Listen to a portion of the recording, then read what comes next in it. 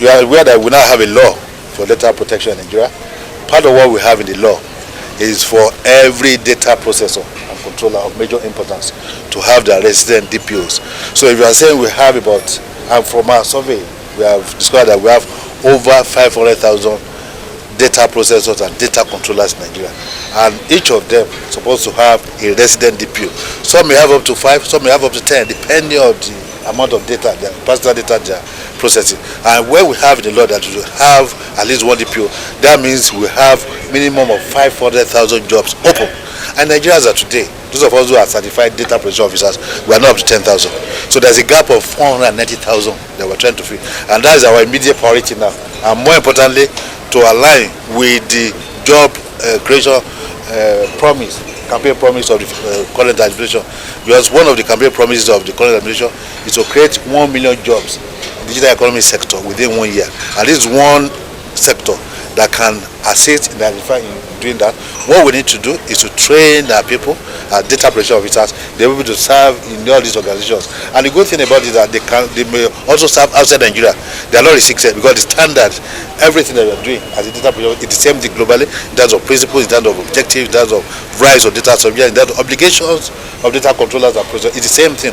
So when we are building that capacity, we are building that capacity of global market. But in Nigeria as a country, that market is over 500,000. You can now imagine what we can do in West Africa, in Africa, and globally. So as we gather here today to validate this draft strategic roadmap and action plan, I want all you to look at the key principles for data protection while validating this draft. Firstly, we need to prioritize freedoms and rights of our citizens. Secondly, we need to promote transparency and accountability.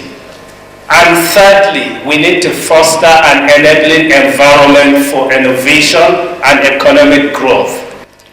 In recognition of the importance of data protection, the federal government of Nigeria established Data Protection Bureau in February 2022, just last year, to develop and stimulate a robust data privacy and protection ecosystem in Nigeria.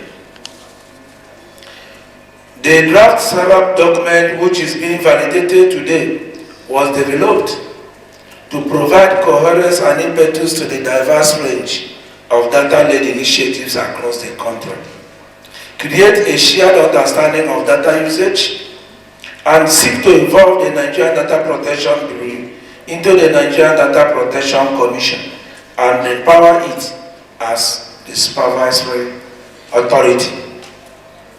The document will further guide the development of the existing data protection and privacy ecosystem. Things you have to appreciate is that in this ecosystem, the owners of the infrastructure, by and large, are the private sector, so you need them.